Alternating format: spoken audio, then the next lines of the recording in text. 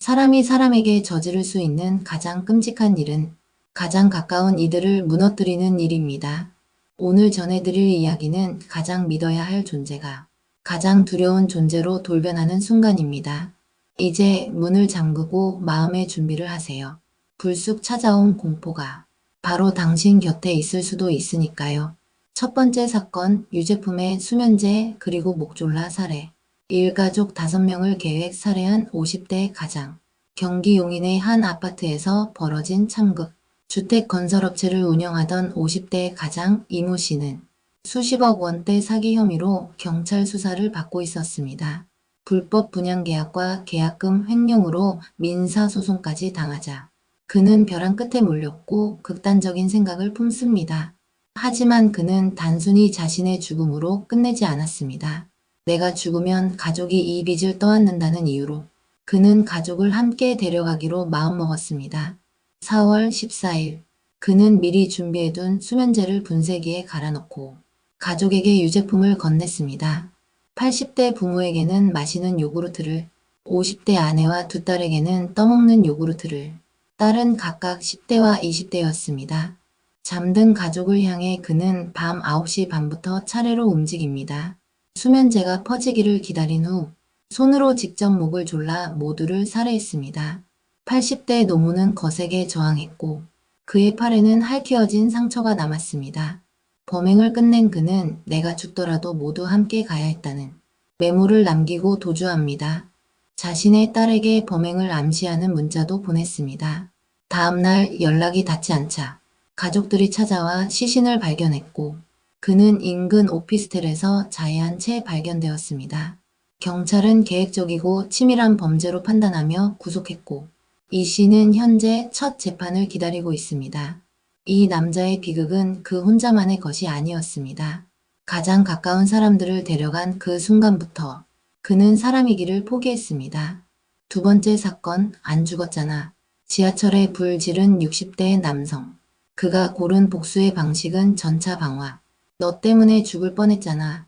승객이 분노에 찬 목소리로 외치자 남성은 이렇게 답했습니다.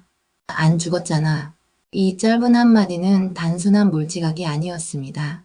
수백 명의 생명을 위험에 빠뜨리고도 죄의식 하나 없는 그의 냉정하고도 섬뜩한 심리가 고스란히 드러난 순간이었습니다. 지난달 31일 오전 8시 43분 서울 지하철 5호선 여의나루역을 막 출발한 열차 안 출근길로 붐비던 이 열차에 기름통을 든 한 남성 60대 원모 씨가 타고 있었습니다. 그는 가방에서 옷가지와 라이터형 토치를 꺼냈고 순식간에 불을 질렀습니다. 연기가 번지고 사람들이 비명을 지르며 쓰러지는 아비규환. 400여 명이 넘는 승객들은 군자역에서 간신히 대피할 수 있었습니다. 하지만 그 안에서 총 23명이 연기를 마셔 병원으로 실려갔고 129명은 현장에서 응급처치를 받아야 했습니다. 지하철 한량은 불에 타고 두량은 검게 그을려 손해액만 약 3억 3천만 원에 달했습니다. 당시 열차 내부에 쓰러져 있던 원 씨는 승객들 도움으로 탈출했으며 놀랍게도 대피한 승객들과 아무렇지 않게 대화를 나누기도 했습니다.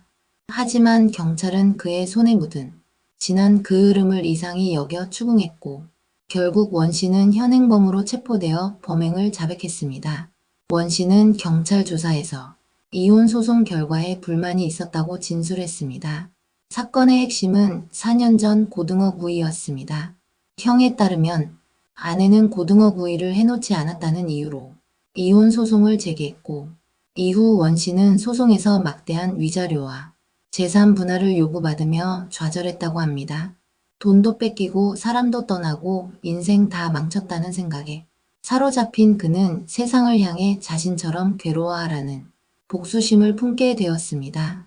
사건 당일 기자가 그에게 물었습니다. 이혼 소송 결과를 공론화하려고 불을 지른 건가요? 네, 그는 다른 질문엔 답하지 않았습니다. 자신의 파괴 행위가 세상을 향한 메시지라도 되는 양말입니다.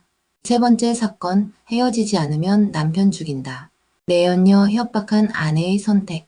남편이 바람을 피운다는 사실을 알고도 10년 넘게 침묵했던 한 여성이 있었습니다. 하지만 그 인내의 끝이 무너지는 건 단 하루면 충분했습니다. 지난해 7월 25일 새벽 52세의 아내 A씨는 흉기를 들고 내연녀의 집을 찾아갑니다. 당장 헤어지지 않으면 남편을 죽이겠다는 협박 메시지를 남긴 그는 출입문을 흉기로 내려치고 침입을 시도합니다. 결국 문이 열리지 않자 돌아섰지만 이미 위협은 충분했습니다. 피해자는 남편과 장기간 내연관계를 유지해온 50대 여성. A씨는 남편에게 이혼을 요구했고 남편은 이를 거절했습니다. 법정에서 A씨는 자신의 파탄난 결혼생활과 심리적 고통을 호소했지만 재판부는 그 어떤 상황에서도 폭력은 정당화될 수 없다고 선고했습니다. 그녀는 징역 6개월에 집행유예 1년을 선고받았습니다. 상처 입은 사랑은 가해로 되돌아왔고 그 고통의 끝은 정의가 아니라 파국이었습니다. 네 번째 사건, 띵동 문 열자마자 묻지마 흉기 공격. 지난해 11월 어느 날 새벽, 부산 강서구의 조용한 아파트 단지. 새벽 3시가 넘은 시각, 누군가 각 집의 초인종을 누르기 시작합니다. 띵동. 문을 연 순간 피 튀기는 비명이 울려 퍼졌습니다. 범인은 30대 남성 A씨. 그는 몇 년째 무직 상태였고 부모의 꾸중에 반복적으로 분노를 폭발시켰습니다. 그날도 가족과의 다툼 끝에 집을 뛰쳐나간 그는 아무나 찌르고 싶다는 충동에 휩싸여 흉기를 챙깁니다. 그는 처음 본 집 초인종을 눌렀고 문이 열리자마자 복부를 찔렀습니다. 피해자는 다행히 생명에는 지장이 없었지만 심각한 정신적 충격을 겪고 있습니다. 그는 결국 체포됐고 재판부는 대상이 누구든 상관없는 범죄는 사회 전체에 대한 도전이라며 징역 5년을 선고했습니다. 범죄의 이유가 필요 없는 시대. 띵동 한 번이 누군가의 인생을 찢었습니다. 다섯 번째 사건, 평생 때밀며 모은 돈 사기당한 70대. 목욕탕에서 40년 넘게 일하며 묵묵히 돈을 모은 한 노인. 그는 누구보다 검소하게 살았고 한 푼 두 푼 모아 마련한 전 재산은 1억 6천만 원이었습니다. 그런데 어느 날 지인이라 믿었던 70대 남성이 사업 자금이 급하게 필요하다며 손을 내밉니다. 처음에는 300만 원, 이자를 챙겨주며 신뢰를 쌓더니 점점 금액이 불어나며 총 44차례에 걸쳐 돈을 받아갑니다. 그렇게 사라진 돈은 1억 6천만 원. 남성은 이를 사업 자금으로 쓴 게 아니라 생활비와 다른 채무에 사용해버렸습니다.